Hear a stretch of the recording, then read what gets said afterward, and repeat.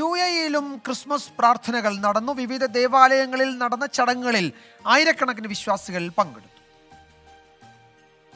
ഉണ്ണിയേശുവിന്റെ തിരുപ്പിറവി പ്രവാസികളും മനസ്സ് നിറഞ്ഞ് ആഘോഷിക്കുകയാണ്. UAE-യിലെ വിവിധയിടങ്ങളിൽ നടന്ന ദേവാലയങ്ങളിൽ നടന്ന പ്രാർത്ഥനകളിലും മറ്റ് ചടങ്ങുകളിലും ആയിരക്കണക്കിന് ആളുകളാണ് പങ്കാളികളായത്.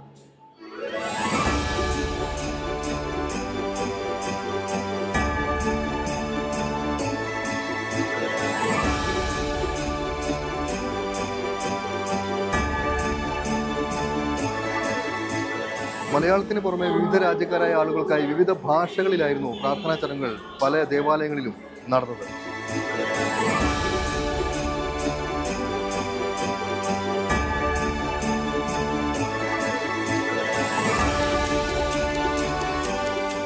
ദുബായ് സെയിന്റ് തോമസ് ഓർത്തഡോക്സ് കത്തീഡ്രലിലെ ചടങ്ങുകൾക്ക് വികാരി ഫാദർ അജു എബ്രഹാം നേതൃത്വം നൽകി. ഇടവക trustee Shaji Punchakkonam, secretary Thomas Joseph, joint trustee Binu Varghese, joint secretary Shyam Philip എന്നിവർ നേതൃത്വം നൽകി. Abu Dhabi saint George orthodox cathedral ദേവാലയത്തിലെ ക്രിസ്മസ് ശുശ്രൂഷകൾക്ക് ഇടവക വികാരി ഫാദർ ഗീവർഗീസ് മാത്യു, സഹവികാരി ഫാദർ മാത്യു ജോൺ എന്നിവർ നേതൃത്വം നൽകി. ഷാർജ സെന്റ് മേരി ജേക്കബൈറ്റ് പള്ളിയിൽ നടന്ന ചടങ്ങുകൾക്ക് പള്ളി വികാരി ഫാദർ എൽദോസ് കാവാട്ട് നേതൃത്വം നൽകി.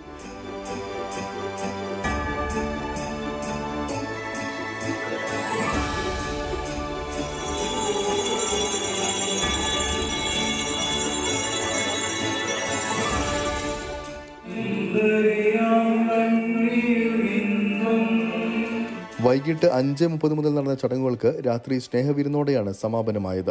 6 മണിക്ക് നമ്മുടെ സന്ധ്യാപ്രാർത്ഥന ആരംഭിച്ചു. യാക്കോബായ സുറിയാനി സഭയുടെ ക്രമമനുസരിച്ചുള്ള ആരാധനകളാണ് നടക്കുന്നത്. രാത്രി 10:30 തീരത്തക്ക രീതിയിൽ ആണ് കാര്യങ്ങളെല്ലാം ക്രമീകരിച്ചിരിക്കുന്നത്.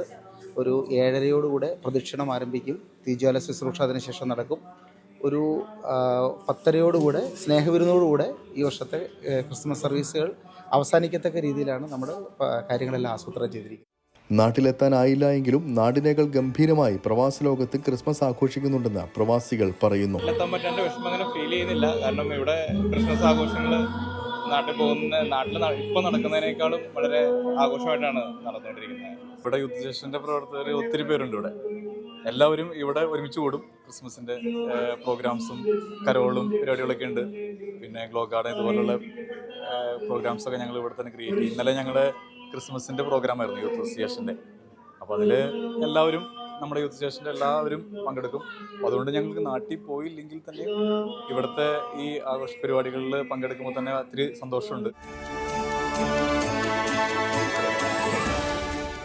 അർദ്ധരാത്രി വരെ നീണ്ട പ്രാർത്ഥനാ ചടങ്ങുകൾക്ക് ശേഷം പരസ്പരം ആശംസകൾ കൈമാറി ആഘോഷമായാണ് വിശ്വാസികൾ ഓരോ പള്ളികളിൽ നിന്നും മടങ്ങിയത്.